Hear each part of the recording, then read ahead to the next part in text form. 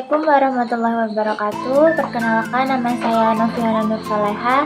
Di sini saya akan menjelaskan tentang latar belakang berdirinya Republik Maluku Selatan, tokoh-tokoh yang terlibat, faktor penyebab berdirinya Republik Maluku Selatan, dan hal positif yang dapat diambil dari peristiwa tersebut.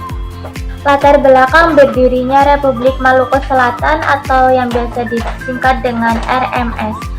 Republik Maluku Selatan diproklamasikan pada 25 April 1950 di Ambon. Latar belakang kemunculannya tidak dapat dilepaskan dari kondisi politik Indonesia setelah kemerdekaan. Saat itu Indonesia sedang beralih dari bentuk Republik Indonesia Serikat atau disingkat menjadi RIS menuju Negara Kesatuan Republik Indonesia. Beberapa wilayah yang sebelumnya memiliki status negara bagian merasa keberatan atas penghapusan Republik Indonesia Serikat, termasuk kelompok di Maluku. Selain itu, pada masa kolonial, Belanda memberikan posisi istimewa kepada sebagian masyarakat Maluku, khususnya prajurit Koninklijk Nederlands Indisch Leger atau KNIL, tentara kolonial. Setelah Indonesia merdeka, perubahan sistem politik membuat sebagian kelompok merasa kehilangan posisi dan khawatir akan masa depan mereka di bawah pemerintahan Negara Kesatuan Republik Indonesia. Keadaan ini memicu ketegangan politik, sosial, dan militer yang akhirnya melahirkan proklamasi Republik Maluku Selatan. Selanjutnya yaitu tokoh-tokoh yang terlibat. Berikut tokoh penting yang berperan dalam pembentukan Republik Maluku Selatan. Yang pertama yaitu Johannes Hermanus Manuhutu. Johannes Hermanus Manuhutu adalah presiden pertama Republik Maluku Selatan yang menjabat sangat singkat pada awal berdirinya negara tersebut.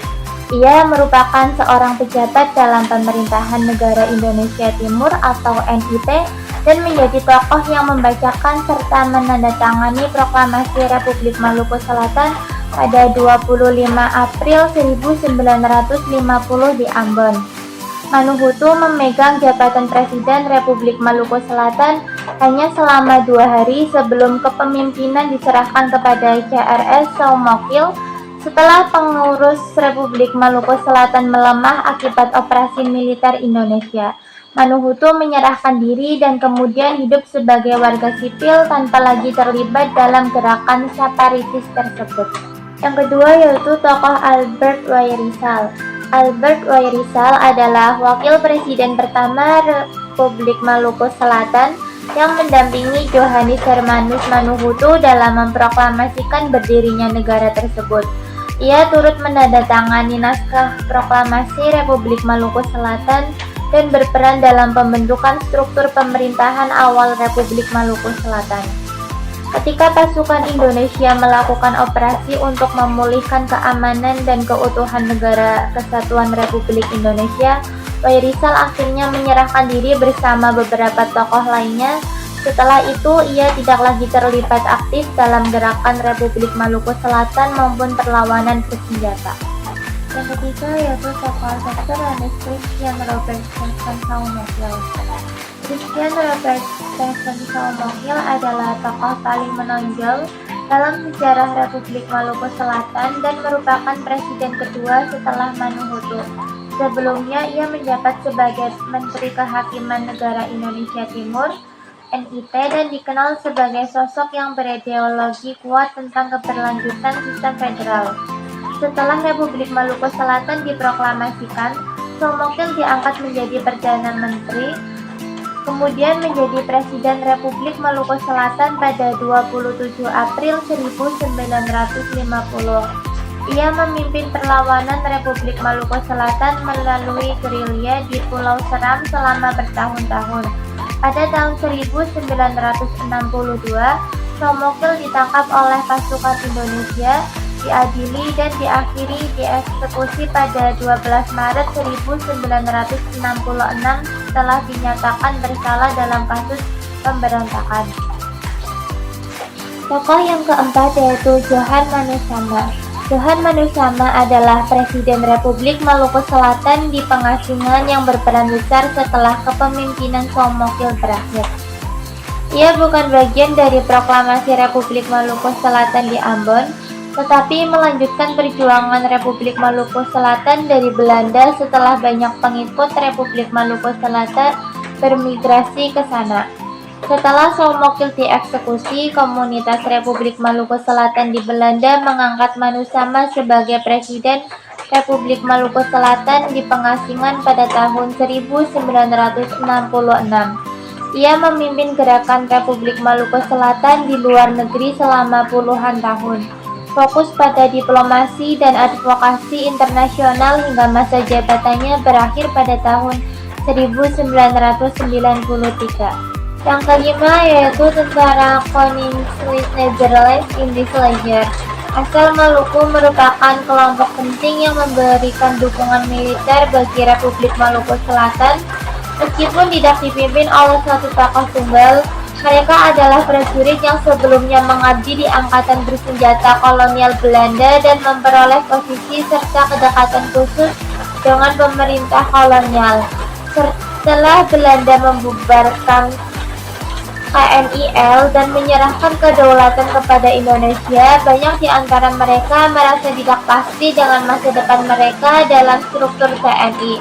Kekhawatiran ini membuat sebagian KNIL mendukung pembentukan Republik Maluku Selatan. Namun kelompok ini akhirnya dipindahkan ke Belanda pada tahun 1950 dan tidak lagi terlibat langsung di Maluku. Yang keenam yaitu tokoh bernama Adipati, merupakan salah satu tokoh sipil yang terlibat dalam struktur administratif awal Republik Maluku Selatan setelah proklamasi pada tahun 1950. Ia bukan tokoh utama seperti Manuhutu atau Soemokil, namun berperan dalam mendukung pembentukan birokrasi dan pemerintahan Republik Maluku Selatan pada masa awal. Pati terlibat dalam berbagai kegiatan organisasi serta koordinasi internal Republik Maluku Selatan di Ambon selama periode singkat sebelum operasi militer Indonesia memasuki wilayah Maluku. Meskipun keterlibatannya tidak sebesar pemimpin utama, namanya tetap tercatat dalam dokumen-dokumen awal Republik Maluku Selatan sebagai bagian dari kelompok pendukung yang membantu menjalankan pemerintahan awal gerakan tersebut. Faktor penyebab berdirinya Republik Maluku Selatan. Yang pertama yaitu ketidakpuasan terhadap pembubaran Republik Indonesia Serikat. Perubahan dari sistem federal Republik Indonesia Serikat ke Negara Kesatuan Republik Indonesia dianggap menghilangkan otonomi daerah yang sebelumnya lebih luas, terutama bagi bekas negara bagian seperti Negara Indonesia Timur atau NIT. Yang kedua yaitu warisan politik kolonial. Belanda menanamkan gagasan bahwa orang Maluku, terutama Kristen dan ex-KNIL adalah sekutu setia pemerintah kolonial. Ini menciptakan perbedaan identitas politik dengan wilayah Indonesia lainnya. Yang ketiga yaitu kekhawatiran kelompok KNIL. Ribuan tentara KNIL asal Maluku khawatir mereka tidak mendapat tempat dalam struktur militer Indonesia, sehingga memilih mendukung gerakan yang menjanjikan kestabilan dan kekuasaan bagi mereka. Dan yang keempat yaitu ketegangan sosial dan keamanan. Perbedaan agama, budaya, serta situasi keamanan yang tidak stabil pasca kemerdekaan memperburuk kondisi sehingga memicu konflik dan pemberontakan. Hal positif yang bisa diambil dari peristiwa Republik Maluku Selatan. Walaupun Republik Maluku Selatan merupakan peristiwa konflik, ada beberapa pelajaran positif yang sangat penting untuk diambil nilai akademiknya. Yang pertama yaitu pentingnya persatuan nasional. Republik Maluku Selatan menunjukkan bahwa tanpa komunikasi, keadilan, dan kebersamaan, bangsa dapat mudah terpecah. Dari sini Indonesia belajar menguatkan integrasi nasional. Yang kedua yaitu penguatan sistem pertahanan dan diplomasi. Pemerintah Indonesia belajar bagaimana menangani konflik separatis melalui pendekatan politik, integrasi wilayah, dan penegakan hukum yang lebih terstruktur. Yang ketiga yaitu pembangunan identitas kebangsaan yang lebih inklusif. Konflik ini membuka mata pemerintah tentang pentingnya memperlakukan semua kelompok etnis dan daerah dengan setara. tanpa diskriminasi yang diwariskan kolonial. Yang keempat yaitu pelajaran akan bahaya politik pecah belah kolonial. Republik Maluku Selatan menjadi contoh nyata bagaimana politik divide et impera atau adu domba Belanda berdampak jangka panjang. Kesadaran ini memperkuat tekad generasi berikutnya untuk menjaga keutuhan Negara Kesatuan Republik Indonesia. Dan terakhir yaitu yang kelima, mendorong dialog dan rekonsiliasi. Setelah konflik mereda, pemerintah dan masyarakat Maluku melakukan banyak upaya rekonsiliasi. Ini menjadi contoh penting bahwa konflik dapat diselesaikan dengan komunikasi dan keinginan berdamai. Jadi kesimpulannya yaitu peristiwa berdirinya Republik Maluku Selatan merupakan hasil dari ketegangan politik pasca kemerdekaan Indonesia. Setelah akibat pembubaran Republik Indonesia Serikat, ketidakpuasan sebagian SKNIL serta warisan politik kolonial Belanda yang menimbulkan perbedaan identitas di Maluku. Tokoh-tokoh seperti Dr. Andes CRS, Somokil dan kelompok KNIL memainkan peran penting dalam gerakan ini.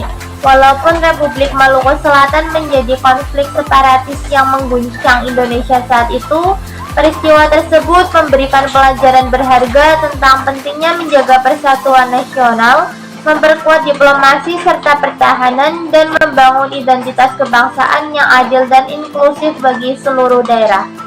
Peristiwa ini menegaskan bahwa komunikasi, keadilan, dan rekonsiliasi adalah kunci untuk mempertahankan keutuhan bangsa. Sekian beberapa penjelasan dari materi Republik Maluku Selatan. Mohon maaf apabila ada kesalahan atau ketidakjelasan dalam penyampaian materi. Terima kasih. Wassalamualaikum warahmatullahi wabarakatuh.